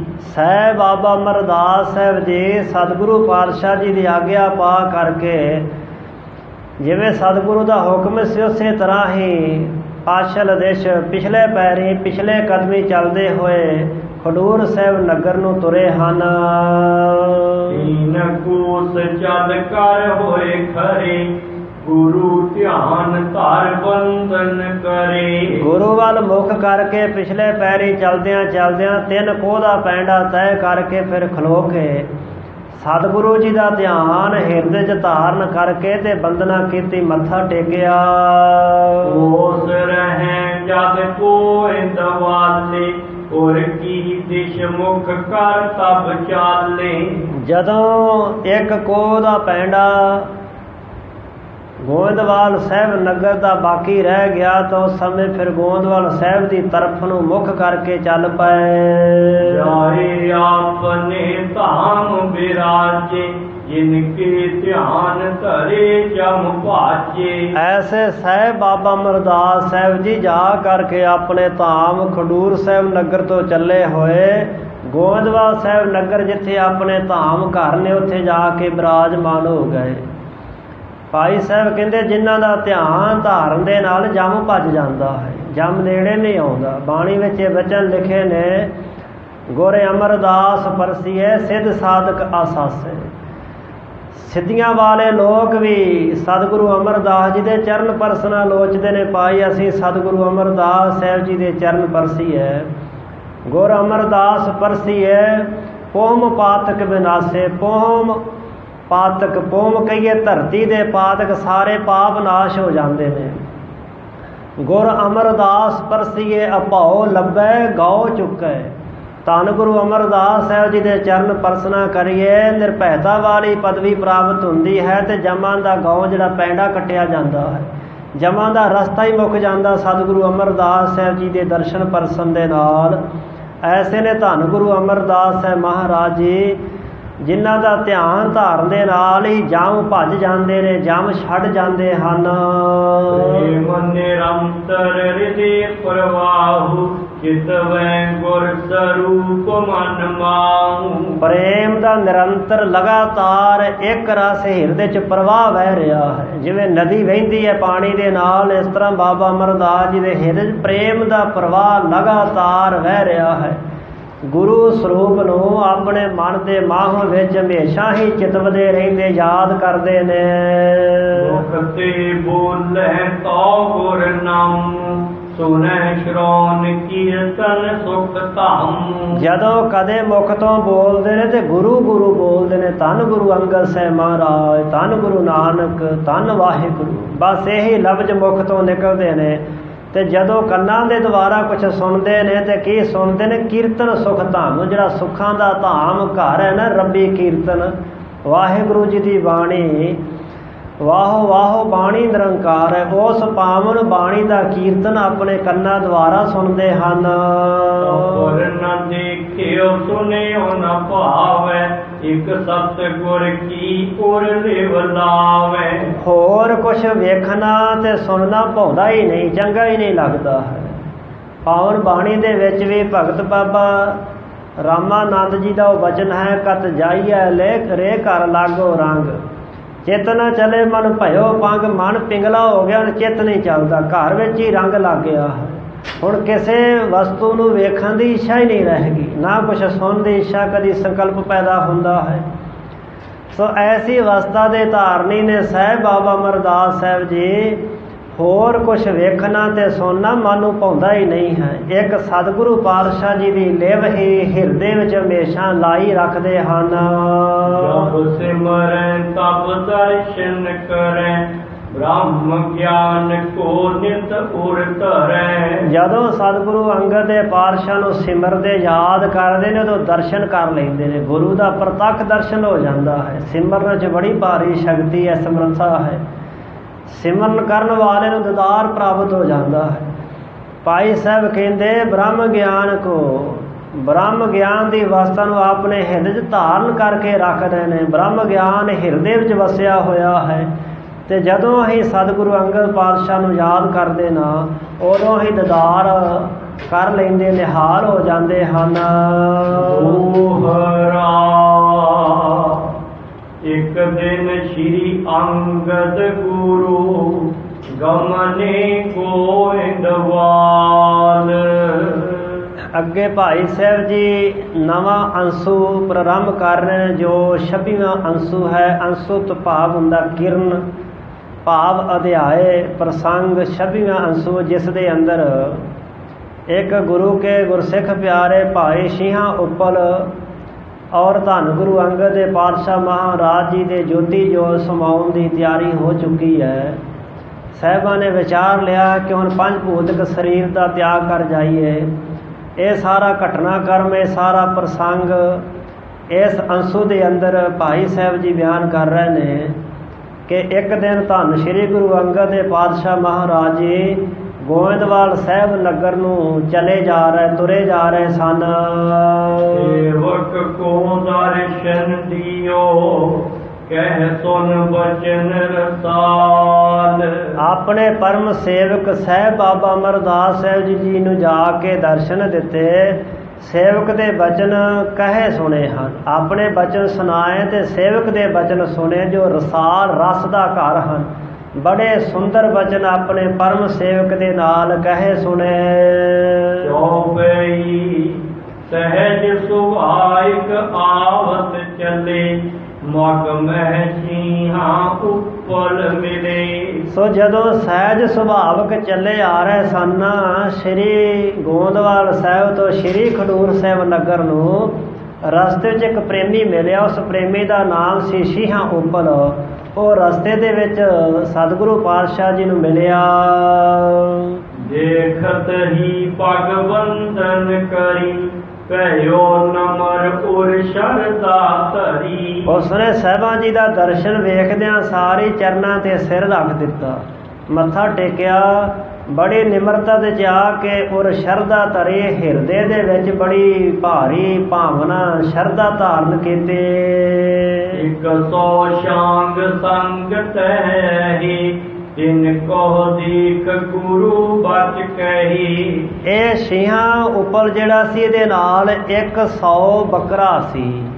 ਭਾਵ 100 ਦੇ ਗਿਣਤੀ 'ਚ ਬੱਕਰੇ, ਸ਼ਾਂਗ ਕਹਿੰਦੇ ਬੱਕਰੇ ਨੂੰ, ਬੱਕਰੇ ਲਈ ਜਾ ਰਿਹਾ ਸੀ। ਸਤਿਗੁਰੂ ਪਾਤਸ਼ਾਹ ਨੇ ਉਹਨਾਂ ਬੱਕਰਿਆਂ ਵੱਲ ਵੇਖ ਕਰਕੇ ਬਚਨ ਕੀਤੇ। ਓ ਸ਼ੀਹਾਂ ਇਹ ਕਿਤ ਤੇ ਲਿਆਏ, ਕਿਉਂ ਕੀਨਸ ਇਨ ਕੋ ਸਮੁਦਾਏ। ਓ ਸ਼ੀਹਾਂ, ਉਹ ਭਾਈ ਸ਼ੀਹਾਂ, ਇਹ ਕਿਤ ਤੇ ਲਿਆਏ ਬੱਕਰੇ ਤੋਂ ਕਿੱਥੋਂ ਲੈ ਕਰਕੇ ਆਇਆ ਹੈ? ਤੇ ਫਿਰ ਇਹ ਲਿਆਂਦੇ ਕਿਉਂ ਨੇ? ਇਹਨੇ ਬੱਕਰੇ ਕਾਹਦੇ ਵਾਸਤੇ ਇਕੱਠੇ ਕੀਤੇ? ਸੁਨ ਕਰ ਜੋਰੇ ਕਹਿਓ ਬਿਰਤੰਤ, ਹੇ ਸ਼੍ਰੀ ਸਤਿਗੁਰ ਜੀ ਭਗਵੰਤ। ਉਹ ਸ਼ੀਹਾਂ ਉੱਪਰ ਪ੍ਰੇਮੀ ਜਿਹੜਾ ਸੀ ਸਾਹਿਬਾਂ ਕੋਲੋਂ ਬਚਨ ਸੁਣ ਕੇ ਕਹਿਣ ਲੱਗਾ, ਹੇ ਸ਼੍ਰੀ ਭਗਵੰਤ ਜੀਓ। ਉਹਨੇ ਸੁਣ ਕਰਕੇ ਸਾਰਾ ਬਿਰਤਾਂਤ ਸਤਿਗੁਰੂ ਪਾਤਸ਼ਾਹ ਨੂੰ ਦੱਸਣਾ ਸ਼ੁਰੂ ਕੀਤਾ। ਮੋਹੇ ਪੁੱਤਰ ਕੋ ਮੁੰਡਨ ਹੈ, ਬੜ ਉਤਸ਼ਾਹ ਕਰਿਓ ਹਮ ਚਹਿ। ਕਹਿਣ ਲੱਗਾ, ਮੇਰੇ ਪੁੱਤਰ ਦਾ ਮੁੰਡਨ ਹੈ। ਸਨਾਤਨ ਮਤ ਵਿੱਚ ਇੱਕ ਪੁਰਾਣੀ ਰੀਤ ਤਾਂ ਨਹੀਂ ਕਹਿ ਸਕਦੇ, ਉਹ ਕੁਰੀਤ ਚੱਲੀ ਆ ਰਹੀ ਹੈ ਕਿ ਜਦੋਂ ਬੱਚਾ ਹੋਸ਼ ਥੋੜੀ ਜਿਹੀ ਸੰਭਾਲੇ ਉਦੋਂ ਉਹਦੇ ਕੇਸਾਂ ਦਾ ਮੁੰਡਨ ਕੀਤਾ ਜਾਂਦਾ ਸੀ। ਕੇਸ ਕੱਟ ਦਿੱਤੇ ਜਾਂਦੇ ਸਨ ਤੇ ਬਾਅਦ ਵਿੱਚ ਦੁਬਾਰਾ ਫਿਰ ਕੇਸ ਰੱਖੇ ਜਾਂਦੇ ਸੀ। ਇੱਕ ਵਾਰ ਮੁੰਡਨ ਕੀਤਾ ਜਾਂਦਾ। ਸ੍ਰੀ ਕ੍ਰਿਸ਼ਨ ਜੀ ਦਾ ਵੀ ਇੱਕ ਵਾਰੀ ਮੁੰਡਨ ਕਰ ਦਿੱਤਾ ਸੀ। ਜਦੋਂ ਉਹ ਸੰਦੀਪਨ ਦੇ ਪਾਸ ਵਿੱਦਿਆ ਹਾਸਲ ਕਰਨ ਵਾਸਤੇ ਗਏ ਸਨ, ਉਸ ਸਮੇਂ ਉਹਨਾਂ ਦੀ ਟਿੰਡ ਕੱਢੀ ਹੋਈ ਸੀ ਤੇ ਕੁਝ ਕੁ ਸਮਾਂ ਇਸ ਤਰ੍ਹਾਂ ਮੁੰਡਨ ਕੀਤਾ ਜਾਂਦਾ, ਫਿਰ ਬਾਅਦ ਵਿੱਚ ਦੁਬਾਰਾ ਕੇਸ ਰੱਖ ਲਏ ਜਾਂਦੇ ਸਨ। ਇੱਕ ਪੁਰਾਤਨ ਰੀਤੀ ਚੱਲੀ ਆ ਰਹੀ ਸੀ। ਉਹ ਬ੍ਰਾਹਮਣ ਲੋਕ ਜਿਨ੍ਹਾਂ ਨੇ ਇੱਕ ਰਾਜੇ ਦੇ ਕੋਲੋਂ ਲਾਲਚ ਹੋ ਕਰਕੇ ਕੁਝ ਪੈਸੇ ਲੈ ਕਰਕੇ ਸ਼ਾਸਤਰਾਂ ਦੇ ਵਿੱਚ ਕੁਝ ਗਲਤ ਸ਼ਲੋਕ ਉਚਾਰਨ ਕਰਕੇ ਪਾ ਦਿੱਤੇ ਸਨ ਕਿ ਮੁੰਡਨ ਕਰਨਾ ਜਿਹੜਾ ਸਾਡੇ ਰਿਸ਼ੀਆਂ ਦਾ, ਪੁਰਾਣੇ ਬਜ਼ੁਰਗਾਂ ਦਾ, ਦੇਵਤਿਆਂ ਦਾ ਧਰਮ ਹੈ, ਜ਼ਰੂਰੀ ਹੈ। ਸੋ ਇਸ ਤਰ੍ਹਾਂ ਇਹ ਕੁਚਾਲ ਚੱਲ ਪਈ ਤੇ ਇਹ ਪ੍ਰੇਮੀ ਜਿਹੜਾ ਸੀ ਕੁਝ ਉਹਨਾਂ ਖਿਆਲਾਂ ਦਾ ਧਾਰਨੀ ਸੀ, ਸਨਾਤਨ ਮਤ ਦੇ ਖਿਆਲਾਂ ਦਾ, ਜਿਸ ਵਾਸਤੇ ਕਹਿਣ ਲੱਗਾ, ਮਹਾਰਾਜ ਜੀ ਮੇਰੇ ਪੁੱਤਰ ਦਾ ਮੁੰਡਨ ਹੈ, ਕੇਸ ਕਟਾਉਣੇ ਨੇ, ਬੜ ਉਤਸ਼ਾਹ ਕਰਿਓ ਹਮ ਚਾਹੇ। ਤੇ ਅਸੀਂ ਉਸ ਦਿਨ ਨਾ ਬੜਾ ਵੱਡਾ ਉਤਸ਼ਾਹ ਕਰਨਾ ਚਾਹੁੰਦੇ, ਸਮਾਗਮ ਕਰਨਾ ਚਾਹੁੰਦੇ ਹਾਂ। ਹਮਾਰੀ ਕੁਲ ਸਭ ਇਕੱਠੀ ਹੋਏ, ਵੱਡੇ ਹਮਾਰਨ ਕੀ ਵਿਦ ਸੋਏ। ਤੇ ਉਸ ਦਿਨ ਸਾਡੀ ਸਾਰੀ ਕੁਲ ਖਾਨਦਾਨ ਇਕੱਠੇ ਹੋਣਗੇ ਤੇ ਇਹ ਸਾਡੇ ਵੱਡਿਆਂ ਦੀ ਵਿਧੀ ਹੈ। ਇਹ ਰੀਤੀ ਜਿਹੜੀ ਹੈ ਸਾਡੇ ਵੱਡ ਵਡੇਰਿਆਂ ਤੋਂ ਚੱਲੀ ਆਉਂਦੀ ਹੈ।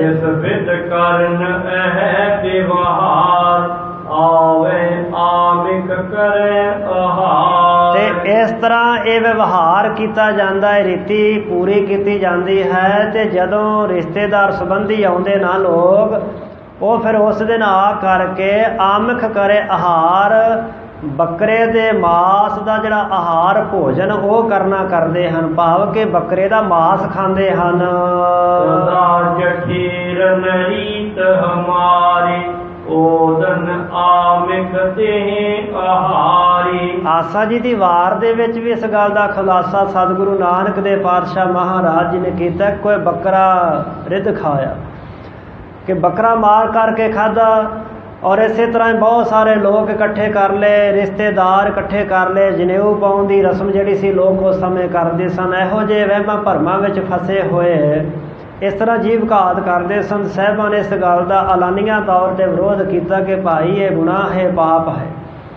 ਸਤਿਗੁਰੂ ਅੰਗਦ ਦੇ ਪਾਤਸ਼ਾਹ ਵੀ ਉਸ ਨੂੰ ਸਮਝਾਉਣਾ ਚਾਹੁੰਦੇ ਸਨ, ਉਸ ਨੂੰ ਮੱਤ ਦੇਣੀ ਚਾਹੁੰਦੇ ਸਨ। ਇਸੇ ਵਾਸਤੇ ਸਾਹਿਬਾਂ ਪੁੱਛਿਆ, ਭਾਈ ਕਾਹਦੇ ਵਾਸਤੇ ਇਹਨੇ ਬੱਕਰੇ ਇਕੱਠੇ ਕੀਤੇ ਹੈ?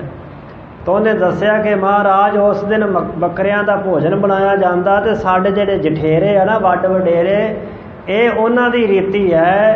उदन आमख देह हारे, उस दिन असी चौलों का ते बकरे दे मांस का भोजन खवाउंदे हां। खुशी अनेक प्रकार न होए, होए मेल कुल के सब कोई। ते उस दिन ना अनेकां तरह की खुशी हुंदी है। इस तरह का समागम हुंदा कि बड़ी खुशी प्रगट हुंदी है। जिन्ने साडे मेली रिश्तेदार कुल दे संबंधी हुंदे ने, वो सारे उस दिन इकट्ठे होंदे, सारियां दा मेल मिलाप हुंदा है। सुन कर बिकसे गुरु कृपाल, भलो करन हित कह तिस काल। धन गुरु अंगद दे पातशाह महाराज जी इहदे कोलों इस तरह कुरीति भैड़ी जी रीति सुन करके मुस्करा पए कि किहो जिहियां रीतियां पाईयां ने। मुस्कराए साहब जी, ते इहदा भला करन वास्ते, भलो करन हित, हित दा अर्थ है वास्ते। इस भाई शीहे प्रेमी दा भला करन दे हित कहे तिस काल, उस काल उस समय उहदे ताई बचन कहन लगे। इतने जीवन हिंसा करे, बाप विशाल अपन सिर धरे। भाई इन्ने बकरे जेड़े तू मारने, जीव हिंसा करनी है ना, ਇਹਦਾ पाप तू अपने सिर दे उपर चुकना करेगा, धारेगा। ਇਹਦਾ पाप जिहड़ा गुनाह है वो तेरे सिर दे उपर चढ़ेगा। अब तो सुगम जानिए करबो, अंत महा दुख नरकन परबो। ते आप तां हुण तां जिहड़ा पाप करना सुगम जानिए, जानो कि बड़ा सौखा है। पाप करना सौखा हुंदा है, पर ਜਿਹੜਾ ਜਦੋਂ ਇਹਦਾ ਫਲ ਮਿਲਦਾ ਨਾ, ਅੰਤ ਮਹਾ ਦੁੱਖ ਨਰਕੋ ਨਰਕਨ ਪਰਬੋ, ਅਖੀਰ ਮਹਾ ਦੁੱਖ ਮਿਲ ਕੇ ਫਿਰ ਨਰਕਾਂ ਦੇ ਵਿੱਚ ਪੈਣਾ ਪੈਂਦਾ ਹੈ। ਇਸ ਪਾਪ ਦਾ ਫਲ ਜਿਹੜਾ ਹੈ ਉਹ ਮਹਾ ਦੁੱਖ ਤੇ ਨਰਕਾਂ ਦੇ ਰੂਪ ਦੇ ਵਿੱਚ ਹੋਵੇਗਾ। ਇਹ ਸ਼ਾਸਨਾ ਜਮ ਕੇ ਦੂਤ, ਤਾਹਾਂ न पहुँचे बंदक पूत। ਤੇ ਜਦੋਂ ਉੱਥੇ ਜਮਾਂ ਨੇ ਸਜ਼ਾਵਾਂ ਦਿੱਤੀਆਂ, ਸ਼ਾਸਨਾ ਕਹਿੰਦੇ ਸਜ਼ਾ ਨੂੰ ਸਜ਼ਾਵਾਂ ਦਿੱਤੀਆਂ ਨਾ ਜਮਾਂ ਨੇ, ਫਿਰ ਉੱਥੇ ਕਿਸੇ ਰਿਸ਼ਤੇਦਾਰ ਨੇ ਜਿਹਨੇ ਬੌੜੀ ਕਰਨੀ, ਕਿਸੇ ਆਵਾਜ਼ ਨਹੀਂ ਜੇ ਦੇਣੀ। ਤਾਹਾਂ ਨਾ ਪਹੁੰਚੇ ਬੰਦਕ ਪੂਤ, ਉੱਥੇ ਨਾ ਕੋਈ ਰਿਸ਼ਤੇਦਾਰ ਤੇ ਨਾ ਉੱਥੇ ਤੇਰੇ ਪੁੱਤਰ ਨੇ ਪਹੁੰਚਣਾ ਹੈ ਕਿ ਮੇਰੇ ਦਾ ਪਿਤਾ ਜੀ ਤੁਸੀਂ ਜੰਮ ਕਿਉਂ ਇਹਨੂੰ ਮਾਰ ਰਹੇ ਹੋ। कोई रिश्तेदार ही आके तेरी गवाही देवे, तेरी वकालत करे, उत्थे किसे सहायता नहीं करनी है। जिनके हित आग कर्म कमाए, ताहां न रंचक होए सहाय। ते जिन्हां रिश्तेदारां संबंधियां वास्ते तू ये 100 बकरे मार करके अग कर्म पाप कर्म कमाउणा है, ਤੇ ਇਹਨਾਂ ਰਿਸ਼ਤੇਦਾਰਾਂ ਸੰਬੰਧੀਆਂ ਨੇ ਤਾਹਾਂ ਉਸ ਅੱਗੇ ਪ੍ਰਲੋਕ ਦੇ ਵਿੱਚ ਰੰਚਕ ਮਾਤਰ ਵੀ ਸਹਾਈ ਨਹੀਂ ਬਣਨਾ, ਇਹਨਾਂ ਸਹਾਇਤਾ ਨਹੀਂ ਕਰਨੇ। ਸੁਖ ਭੋਗेंगे ਸਗਰੇ ਲੋਕ, अपदा पर कोहे बड़ शोक। ते ऐस लोक दे विच जिन्हां तू बकरे खवाएगा वो तो सैंखियां सैंखियां खा के ते ढिड ते हथ फेरदे तुरदे बन के ते आखणगे बड़ा मास स्वाद सी, सुख भोगणगे। पर इहदी जिहड़ी अपदा बिपता ना तेरे सिर ते पैनी है। खाण वालियां तो सुख भोगना है, पर इहदी जिहड़ी अपदा बिपता ते सजा है वो तेरे सिर ते पवेगी, जिस करके बड़ शोक बड़ा शोक ते गम तैनू भुगतना पवेगा। धर्म राय जब कर है लिखा, लह महा दुख रहे न शिखा। जदों अगली दरगाह दे विच धर्म राय नो हुक्म है वै सच्चा धर्म विचार, जदों उत्थे सच धर्म दी विचार होई तेरा लेखा कीता ना, ਉੱਥੇ ਫਿਰ ਲਹੇ ਮਹਾ ਦੁੱਖ ਬੜਾ ਭਾਰੀ ਦੁੱਖ ਲਵੇਗਾ। ਰਹੇ ਨਾ ਛੇਕ ਉਸ ਦੁੱਖ ਦੇ ਵਿੱਚ ਕੋਈ ਕਸਰ ਬਾਕੀ ਨਹੀਂ ਰਹੇਗੀ। ਇੰਨਾ ਭਾਰੀ ਦੁੱਖ ਭੁਗਤਣਾ ਪਵੇਗਾ ਕਿ ਕੋਈ ਕਸਰ ਨਹੀਂ ਰਹਿ ਜਾਵੇਗੀ। ਸ਼ੀਹੇ ਪੈ ਧਾਰ ਵਡੇਰੇ, ਕਹਿਓ ਕਰੋ ਜਸ ਆਇਸ ਤੇਰੇ। ਜਦੋਂ ਧੰਨ ਗੁਰੂ ਅੰਗਦ ਦੇ ਪਾਤਸ਼ਾਹ ਦੇ ਕੋਲੋਂ ਐਸੇ ਬਚਨ ਸੁਣੇ ਤੇ ਪ੍ਰਲੋਕ ਦੀ ਝਾਕੀ ਇਹਦੇ ਅੱਖਾਂ ਦੇ ਸਾਹਮਣੇ ਗੁਜ਼ਰ ਗਈ कि वाकई जो गुरु साहब कह रहे ना वो सच है। मन दे विच बड़ा भय डर पैदा होया ते बहुता भय ते डर धर के कहन लगा महाराज करो जस ऐस तेरे, जिवें आप जी की आग्या हुक्म होवेगा ना मैं उसे तरह ही करना करांगा। श्री गुर कहाँ करो उपचार, जिससे होए न जीव संगार। हे सतगुरु पातशाह जीओ, मैं केड़ा उपचार ढंग तरीका वरतां। उपचार हुंदा उपाय वरतां। कोई ऐसी जुगत दसो कि जिस करके ना जीवां दा संघार ना होवे, ये जीव मेरे हथों ना मरना करन। कोई ऐसा ढंग तरीका ते जुगत समझाओ। की बात आप मुझ कहो, बच जे मरहो तो मैं भी चाहूं। श्री गुरु कहाँ करो उपचार। हे सतगुरु मैं की उपचार करा, ते कृपा करके आप ही समझावो। निकी बात हुंदी, उत्तम बात, श्रेष्ठ बात, सोहनी बात सिक्ख्या मेरे ताईं कहो कि जिवें मैं इस जीव हिंसा तो बच रहा, मैं पिछों मैं भी ऐसा चाहता हाँ कि मैं ये जीव घात ना करा ते इस पाप तो अपराध तो बच जावा। होए न पाप नरक में परियूं, जीव घात ते चित में डरियूं। ते मेरे कोलों पाप ना होवे, ते पाप होया ते फिर मैं नरकां च पवांगा। पाप नहीं होवेगा नरक ने परियूं, नरकां च नहीं पवांगा। इस वास्ते मैं जीव घात करन तो चित्त दे मह विच डरियो। बहुता डर रहा हाँ, भय भीत हो रहा हाँ। आप शक्त धर हो समरथ, राखो मोहे प्रभु देह हथ।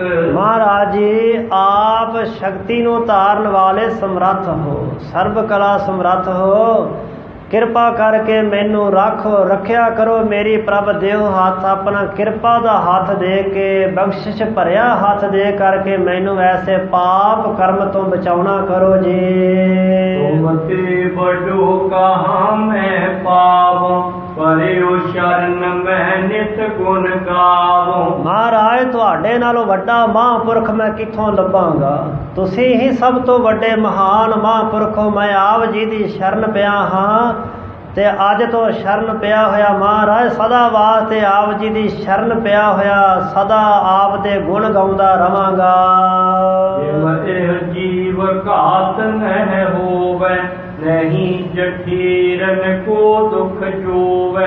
ते जिस तरह जीव घात मेरे कोलों ना होवे ते मैनू जठेरियां दा दुख भी ना वेखना पवे। बहुते लोग तां डरदे ही जठेरियां दे अगे नक रगड़ी जाते कि ये ना कीता ते परे जठेरे ने की गोली मार देनी है, कि जठेरियां ने जिवें हत्थ में डांग फड़ी हुंदी।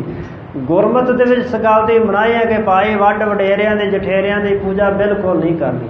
पर थां थां ते मट्टियां बनाईयां होईयां ने जी, फलाने साडे बाबे हुंदे सन, साडे जठेरे सन, साडे बजुर्ग मनदे हुंदे सी। असीं ना मन्निया ते सानूं तां रोटी नहीं मिलनी, असीं तां तंग हो जांदे हां। सो बहुत सारे इहो ਜਿਹੇ जठेरे लोगों ने अपने बनाए ने, थावां थावां ते मट्टियां बनाईयां ने। ये जठेरियां दीयां मट्टियां हन। ਉਹ ਜਠੇਰਾ ਤਾਂ ਭਾਵੇਂ 5-6 ਫੁੱਟ ਦਾ ਹੋਵੇ ਤੇ ਮੱਟੀ ਜਿਹੜੀ 2-2.5 ਫੁੱਟ ਦੀ ਹੁੰਦੀ, ਤੇ ਫਿਰ ਜਠੇਰਾ ਉਹਦੇ 'ਚ ਵੜਦਾ ਕਿਵੇਂ ਹੈ, ਬਹਿੰਦਾ ਕਿਵੇਂ ਹੈ, ਸੌਂਦਾ ਕਿਵੇਂ। ਇਹ ਅਗਿਆਨਤਾ ਅੰਧਕਾਰ ਹੈ। ਸਤਿਗੁਰੂ ਪਾਤਸ਼ਾਹ ਜੀ ਨੇ ਇਸ ਅੰਧਕਾਰ ਵਿੱਚੋਂ ਮਨੁੱਖਤਾ ਨੂੰ ਕੱਢਿਆ ਕਿ ਭਾਈ ਇੱਕ ਅਕਾਲ ਪੁਰਖ ਦੇ ਨਾਲ ਜੁੜੋ, ਕਿਰਤ ਦੀ ਪੂਜਾ ਨਾ ਕਰੋ, ਕਰਤੇ ਦੀ ਕਰਨਾ ਕਰੋ। ਕਿਰਤ ਤਾਂ ਚਲਾਏ ਮਾਨ ਹੈ, ਕਰਤਾ ਸਜੀਵੀ ਹੈ। ਸੋ ਕਹਿਣ ਲੱਗਾ ਮਹਾਰਾਜ ਜਠੇਰਿਆਂ ਕੋਲੋਂ ਵੀ ਡਰ ਲੱਗਦਾ ਹੈ, ਤੇ ਜਠੇਰਿਆਂ ਦਾ ਦੁੱਖ ਵੀ ਮੈਨੂੰ ਨਾ ਵੇਖਣਾ ਪਵੇ, ਐਸੀ ਕਿਰਪਾ ਕਰੋ। ਅਸ ਉਪਾਏ ਅਬ ਆਪ ਅਲਾਵੋ, अपनो जीवक जान बतावो। ऐसा उपाय जतन अब हुण आप जी अलावो, आखना करो कहना करो ऐसा उपाय, ते अपना सेवक जान करके महाराज मैनू बताओ, दसो जेड़ा उपाय मैं कर सकां। बिनती सुन कै सकेरी, भई कृपाल भलियो बच फेरी। इस दी इस तरह बेनती सुन करके कृपालू दयालु धन गुरु अंगद दे पातशाह महाराज जी कृपा दे घर विच आके आखन लगे, हमारे द्वारे मुंडन करो, और को भरम सर्व पर हरो। साहब जी कहन लगे भाई इस लड़के नू बच्चे नू गुरु द्वारे लै करके आओ, ते गुरु द्वारे तुहानू दसांगे कि मुंडन किवें करना है। उत्थे दा मुंडन करांगे, ते उत्थे मुंडने दा केस कट के नहीं करांगे, ਉੱਥੇ ਜਿਹੜੀ ਮਨ ਮੱਤ ਹੈ ਨਾ ਉਹਦਾ ਮੁੰਡਨ ਕਰ ਦੇਵਾਂਗੇ, ਉੱਥੇ ਵਿਕਾਰਾਂ ਦਾ ਮੁੰਡਨ ਹੋ ਜਾਵੇਗਾ, ਉੱਥੇ ਬਦੀਆਂ ਦਾ ਮੁੰਡਨ ਹੋ ਜਾਵੇਗਾ। ਤਾਂ ਇਹ ਬਾਬਾ ਕਬੀਰ ਸਾਹਿਬ ਨੇ ਕਿਹਾ ਸੀ ਨਾ, ਕਬੀਰ ਮਨ ਮੁੰਡਿਆ ਨਹੀਂ ਕੇਸ ਮੁੰਡਾਏ ਕਾਏ, ਜੋ ਕਿਛ ਕੀਆ ਸੋ ਮਨ ਕੀਆ ਮੁੰਡਾ ਮੂਡ ਆ ਜਾਏ। ਅਗਿਆਨੀ ਮੂਰਖ ਮਨੁੱਖ ਕੇਸ ਕਟਾਈ ਜਾਂਦਾ ਹੈ, ਪਰ ਜੋ ਕੁਛ ਕੀਤਾ ਮਨ ਨੇ ਕੀਤਾ, ਤੇ ਮਨ ਤਾਂ ਮੁੰਡਿਆ ਨਹੀਂ, ਮਨ ਨੂੰ ਮੁੰਡਣਾ ਚਾਹੀਦਾ ਸੀ। ਤੇ ਹੁਣ ਮਨ ਮੁੰਡਣਾ ਕਿਵੇਂ, ਤਾਂ ਗੁਰੂ ਦੱਸੇਗਾ। ਧੰਨ ਗੁਰੂ ਅੰਗਦ ਪਾਤਸ਼ਾਹ ਕਹਿਣ ਲੱਗੇ ਆਪਣੇ ਬੱਚੇ ਨੂੰ ਗੁਰੂ ਦੁਆਰੇ ਲੈ ਕੇ ਆਇਓ ਤੇ ਉਹਦਾ ਉੱਥੇ ਮੁੰਡਨ ਕਰਾਂਗੇ। ਕਿ ਕਿਵੇਂ ਮੁੰਡਨ ਕਰਨਾ ਉਹ ਅਸੀਂ ਦੱਸਾਂਗੇ। ਉਰ ਕੋ ਭਰਮ ਸਰਬ ਪਰ ਹਰੋ। ਤੇ ਜਿਹੜਾ ਇਹ ਕੇਸ ਕਟਾਉਣ ਦਾ ਭਰਮ ਤੁਹਾਡੇ ਮਨ ਵਿੱਚ ਕਿ ਨਾ ਕਟਾਏ ਤੇ ਸਨਾਤਨ ਮੱਤ ਦੀ ਰੀਤੀ ਜਿਹੜੀ ਹੈ ਉਹ ਭੰਗਣਾ ਹੋ ਜਾਏ, ਇਹ ਤੁਹਾਡੇ ਮਨ ਦਾ ਭਰਮ ਹੈ। ਤੇ ਇਹ ਭਰਮ ਸਾਰਾ ਮਨ ਦਾ ਪਰ ਹਰੋ ਦੂਰ ਕਰ ਦੋ। ਜਿਗਨ ਜਠੀਰਨ ਕੋ ਨਹਿ ਹੋਏ, ਸਿਮਰੋ ਸਤਨਾਮ ਦੁਖ ਕੋਏ। ਤੇ ਜਠੇਰਿਆਂ ਦਾ ਵਿਘਨ ਕੋਈ ਨਹੀਂ ਹੋਵੇਗਾ। ਸਤਨਾਮ ਵਾਹਿਗੁਰੂ ਜੀ ਦਾ ਸਿਮਰਨ ਕਰੋ ਤੇ ਸਾਰੇ ਸੁਖ ਪ੍ਰਾਪਤ ਹੋਣਗੇ। ਜਿਸ ਕੋ ਦੁਖਦਾਇਕ ਤੂੰ ਜਾਣੈ, ਜੋ ਤੇਰੇ ਸਭ ਵਿਘਨ ਨਠਾਨੈ। ਸੋ ਜਿਨ੍ਹਾਂ ਨੂੰ ਤੂੰ ਦੁਖਦਾਇਕ ਜਾਣਦਾ ਨਾ ਕਿ ਮੈਨੂੰ ਦੁੱਖ ਦੇਣ ਵਾਲੇ ਨੇ, ਉਹ ਤੇਰੇ ਵਾਸਤੇ ਦੁਖਦਾਈ ਨਹੀਂ ਹੋਣਗੇ।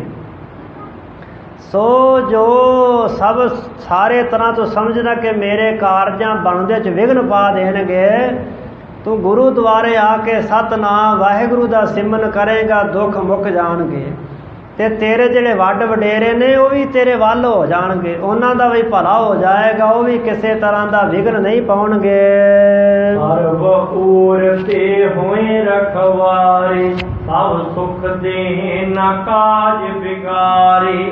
ਤੇ ਉਹ ਜਿਨ੍ਹਾਂ ਨੂੰ ਤੂੰ ਭੈ ਖਾ ਰਿਹਾ ਕਿ ਮੇਰੇ ਕਿਤੇ ਕਿਸੇ ਤਰ੍ਹਾਂ ਕਾਰਜ 'ਚ ਨੁਕਸਾਨ ਨਾ ਕਰ ਦੇਣ, ਵਿਘਨ ਨਾ ਪਾ ਦੇਣ, ਉਹ ਸਾਰੀ ਤਰ੍ਹਾਂ ਨਾਲ ਤੇਰੇ ਰਖਵਾਲੇ ਬਣ ਜਾਣਗੇ। ਸਭ ਸੁਖ ਦੇਹ ਨਾ ਕਾਜ ਵਿਗਾਰੇ, ਤੈਨੂੰ ਸਾਰੇ ਸੁਖ ਦੇਣਗੇ, ਤੇਰੇ ਕਿਸੇ ਤਰ੍ਹਾਂ ਦੇ ਕਿਸੇ ਕਾਰਜ ਨੂੰ ਵਿਗਾੜਨਾ ਨਹੀਂ ਕਰਨਗੇ। ਅਜ ਸਗਰੇ ਅਬਦੀ ਜੈ ਸ਼ੋਰ, ਨਰਕ ਨਿਹਾਰੈ ਨਹਿ ਦੁਖ ਘੋਰ। ਤੇ ਸਾਡਾ ਬਚਨ ਮਨ ਜਿੰਨੇ ਅੱਜ 100 ਬੱਕਰੇ ਇਕੱਠੇ ਕਰੀ ਫਿਰਦਾ, ਸਾਰਿਆਂ ਨੂੰ ਛੱਡ ਦੇ, ਇਹਨਾਂ ਨੂੰ ਯਾਦ ਕਰਦੇ, ਫਿਰ ਤੂੰ ਘੋਰ ਨਰਕਾਂ ਦਾ ਦੁੱਖ ਨਹੀਂ ਵੇਖਣਾ ਕਰੇਗਾ, ਨਰਕਾਂ 'ਚ ਨਹੀਂ ਪਵੇਂਗਾ। ਸੁਨੇ ਬਚਨ ਧਰ ਸ਼ਰਧਾ ਮਾਨੇ, ਹਾਥ ਜੋਰ ਆਪਣੋ ਹਿਤ ਜਾਣੇ। ਸਾਹਿਬਾਂ ਦੇ ਬਚਨ ਸੁਣੇ ਤੇ ਸ਼ਰਧਾ ਧਰ ਕੇ ਮੰਨੇ। ਬਚਨ ਤਾਂ ਸਾਰੇ ਸੁਣ ਲੈਂਦੇ, ਪਰ ਸ਼ਰਧਾ ਧਰ ਕੇ ਕੋਈ ਬਿਰਲਾ ਮੰਨਦਾ ਹੈ।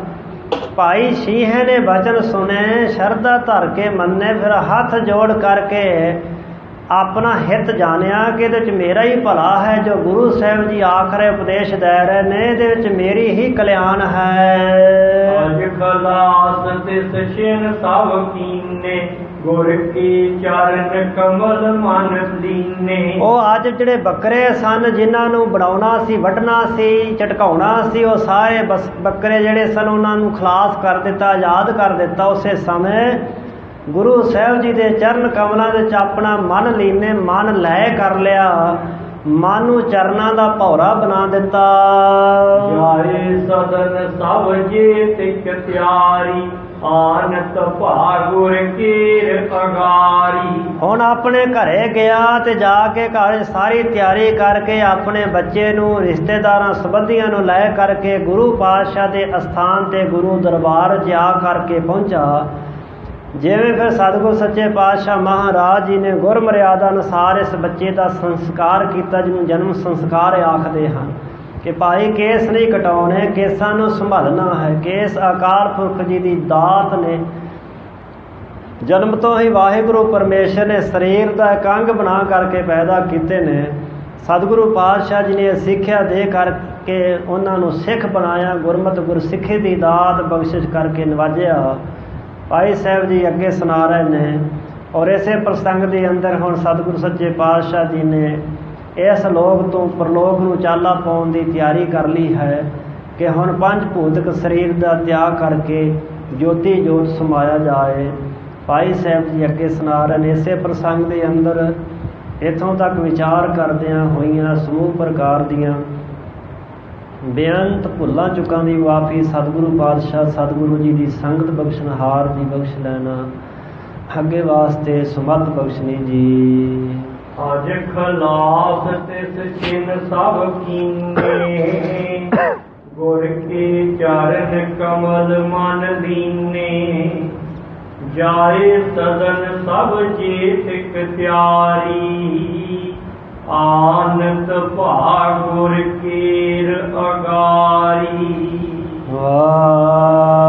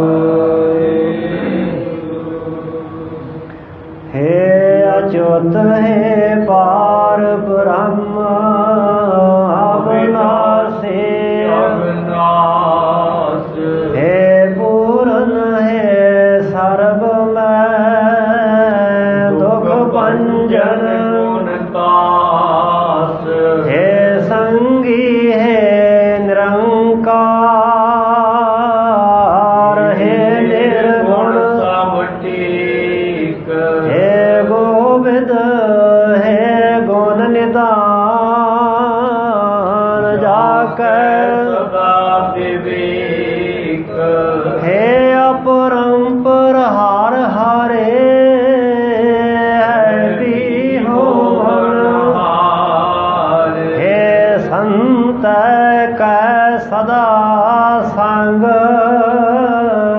ਨੇ ਧਾਰਾ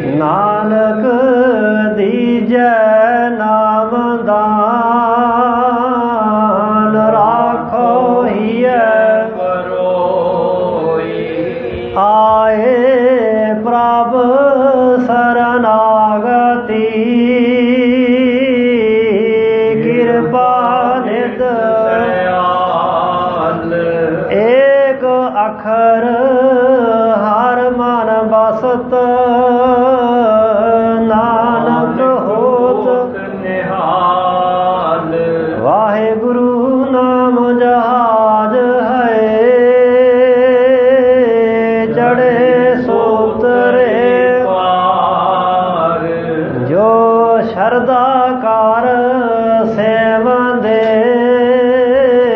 ਗੁਰ ਪਾਰ ਉਤਾਰਨ ਹਾਰ ਜੋ ਸ਼ਰਦਾ ਕਾਰ ਸੇਵਾਂ ਦੇ ਗੁਰ ਪਾਰ ਉਤਾਰਨ ਹਾਰ ਵਾਹਿਗੁਰੂ ਜੀ ਕਾ ਖਾਲਸਾ ਵਾਹਿਗੁਰੂ ਜੀ ਕੀ ਫਤਿਹ।